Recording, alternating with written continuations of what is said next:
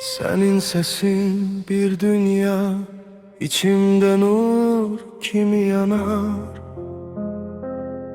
Ana adın çekilende taş kalpler belə ağlar. Sensiz bir an düşünmek yüreğime ağır gelir. Senin varlığın ile bu hayat mənaya gelir. Geceler yorgun yorgun gizledirdin kederi. Ben yatım diye sen çok udurdun gözyaşları. Hiç bilmedim o vaxtlar ne çekirdin içinde.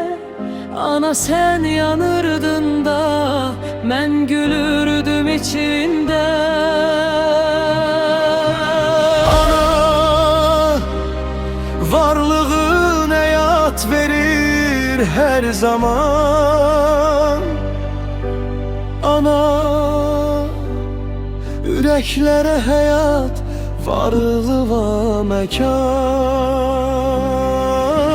Kaş bileydim o anlar ne kadar ağır idi. İndi gece olsa da bağışla məni mənlə. Bir tike çörək belə bölünürdü elinle. Özün kenarda kalırdın susarak taleyinle. Ben doyurdum, sen ise aç kalırdın çok zaman. Ana, bu ad vicdan yükü taşıyıp her zaman. Bazen sözümle kırdım, bilmeden incittim seni.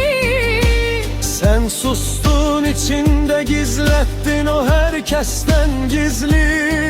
İndi her hatiremin içi dolur ağrıyla. Ana, bu ad ebediyattır, karşında baş eğir bütün dünya. Ana,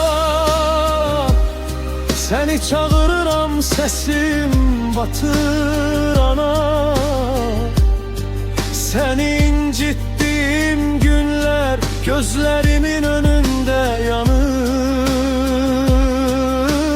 Milyon defa desem de bağışla ödemez. Bir gecede çektiğin eziyet hak hesapta itmez ana.